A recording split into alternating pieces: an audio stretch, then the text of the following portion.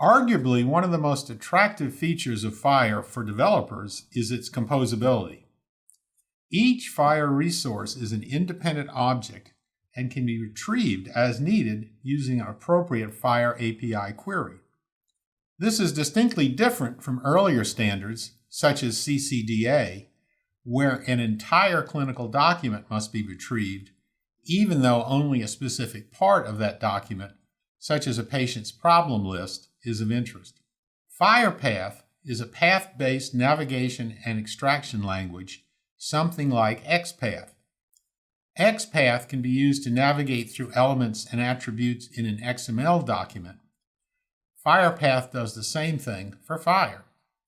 For example, a simple FHIR script can navigate through and retrieve specific subelements of a large FHIR bundle, such as an entire patient record.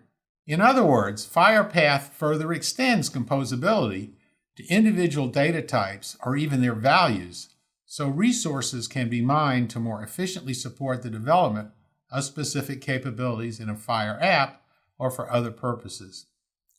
The technical details are available online, but we can easily see how useful this could be through some examples.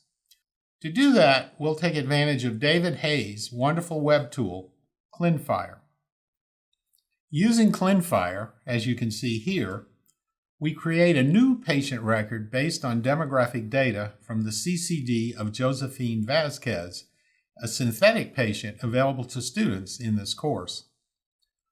One of ClinFHIR's many attractive features is the generation of some sample data so that our new patient begins with a reasonable facsimile of a medical record. We've checked the Generate Samples box here to do that.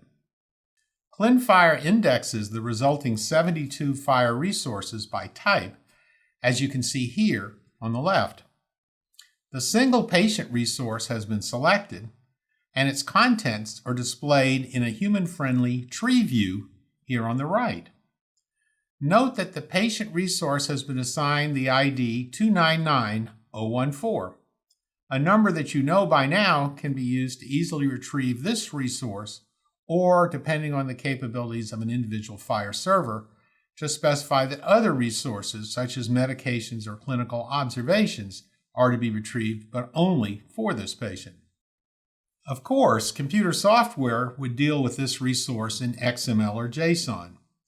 It should be easy to see that the same data shown in the tree view on the right is also in the JSON on the left. ClinFHIR's FHIR exploration tool makes it easy to create a bundle containing our patient's entire record, as shown in the middle here. This may be a simplistic representation of a patient record, but displayed in Microsoft Word, this bundle occupies 96 pages and is 5,401 words long. We already know that we can use the FHIR API to retrieve a specified part of the bundle, such as only the condition resources. But suppose that we really only want to display the patient's medical problems.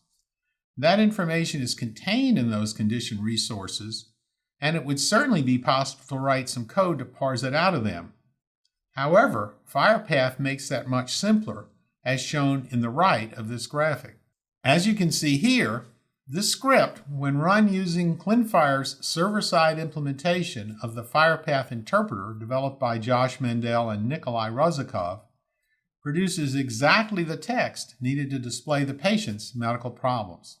To give another example, our FHIR script could use the appropriate LOINC code of 8867-4 to produce a list of the patient's heart rate measurements, as shown just below the box where the FHIR script that produced the list would be typed in. I've intentionally obscured most of the script should you try writing it. Capabilities such as these make app creation far easier and faster, leading to more rapid innovation and more usable software tools.